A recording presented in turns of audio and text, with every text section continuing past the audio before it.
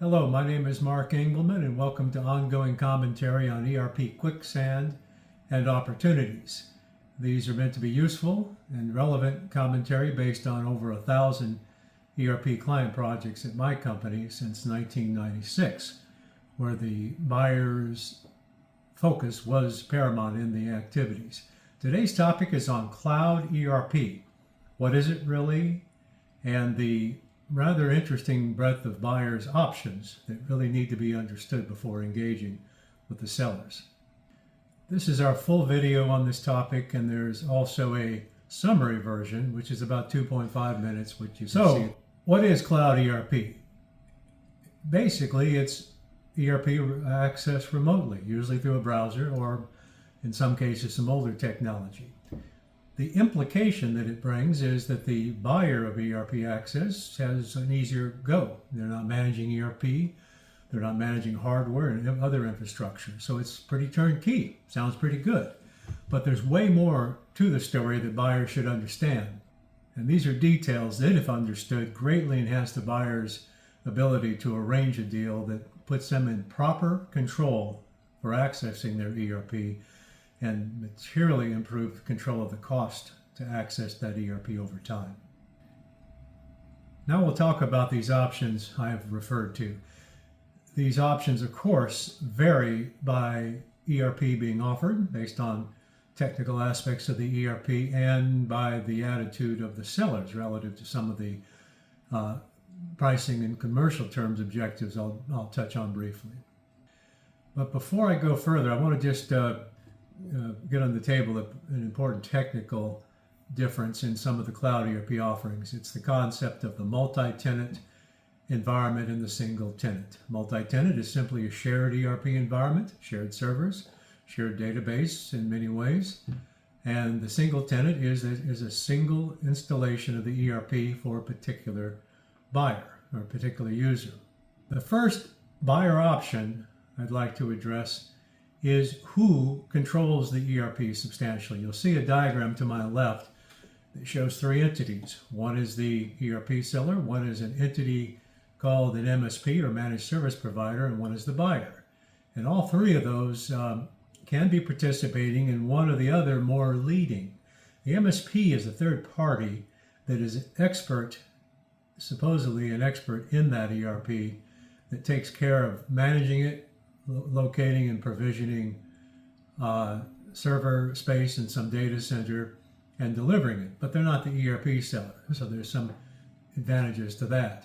Or the buyer, but then the buyer, even though they're largely controlling it, can contract with an MSP or even the ERP seller for certain support. So there's lots of options there, and those options in a fuller exploration get to the heart of control of the ERP, the buyer's control. So in times of maybe infrastructure difficulty, in times of any commercial dispute, the buyer is not, without options to control their point of view by virtue of the fact that ERP is out of their hands.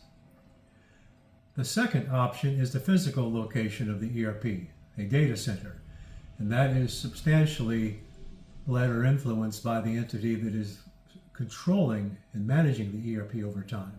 And it can even be the buyer's location, although that does bring up a number of questions relative to mirroring the discipline and security of a professional data center, but that is an option.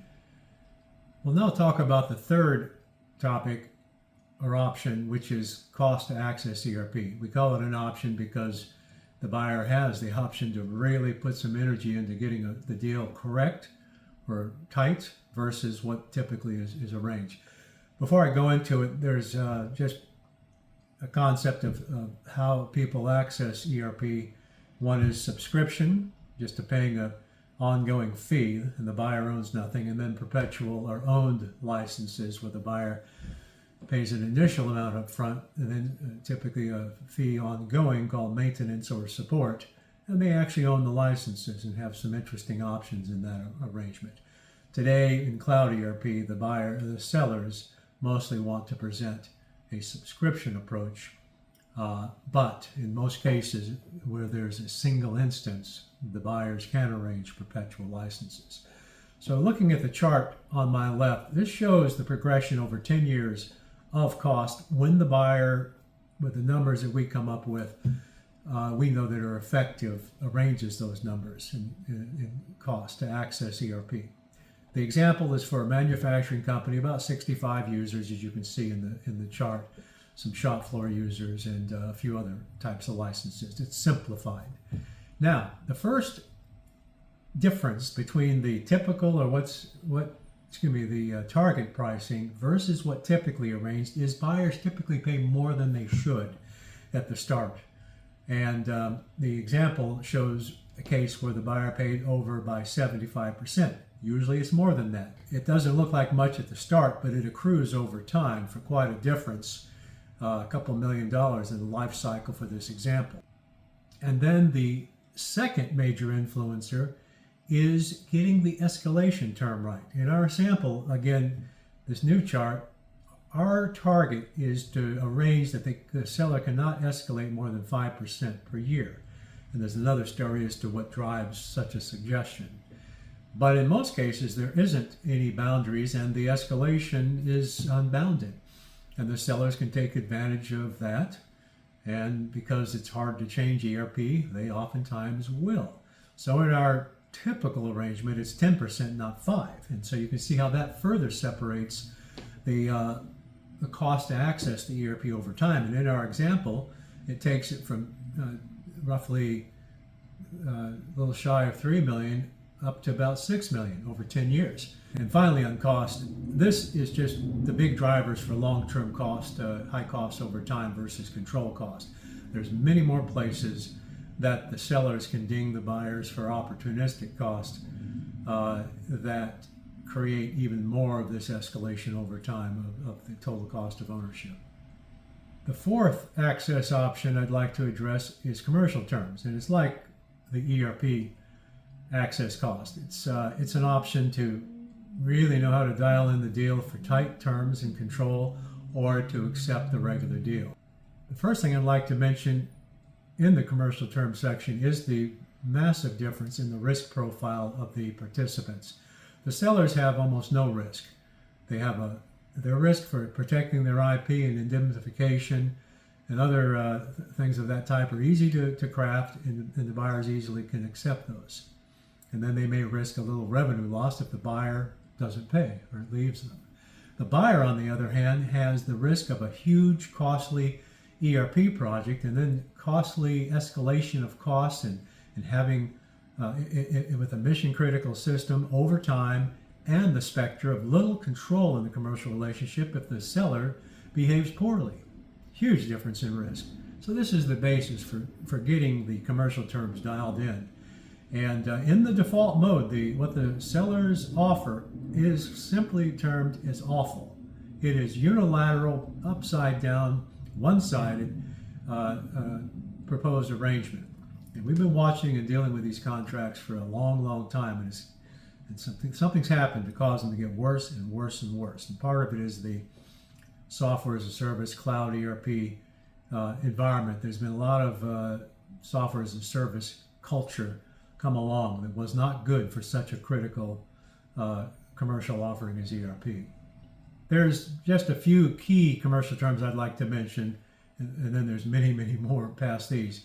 But the first is tied back to cost control. There's a lot of details to get the terms right so that the escalation can be controlled, that the purchase of new licenses can have similar escalation controls, and a number of other places to contain so the sellers can't ding you. The second place is the ambiguity in commercial terms. This is in the aggregate the source of so much of their power. The terms are just full of little ambiguous elements that add up to pretty much full constriction that the buyer has much option to control their affairs when you add up all this ambiguity. And part of the ambiguity is what appears to be the contract really isn't, because it's referencing all kinds of other things, and in many cases referencing and giving those other documents and sources priority over the what appears to be the standard contract. So anyhow, it's a mess. for the buyer's legitimate control, and it needs to be carefully fixed if the buyer wants to be able to have the ability to assert themselves at the right time in this very complex, risky commercial relationship. So in conclusion, you can see that there's a lot of pressure and a lot of self-interest in the ERP industry that pushes buyers into a commercial relationship where the sellers have few barriers to raising costs over time and few barriers to having a totally one-sided commercial relationship with the buyers. So this is the basis for the buyers to really get educated on the options that were presented in this video and in other options that we just don't have time for today to present. So thank you for your time to watch this. Hope you found it enjoyable. And again, my name is Mark Engleman. My company, Engleman Associates, has been cranking on these projects since 1996. And a solid team. And one thing we have that we like to brag about is this work is so complicated that having methods and tools highly documented, it makes a difference in getting things done. The consultants may be smart, but there's so many details that expands past the human mind to really keep it all straight. And this is just our client-facing manual, about 250 pages. And our internal procedures are about 3 times that. And it's just been accruing over all these years as we go project to project and lessons learned and keeping up with the times. Again, thank you for your time. Take care.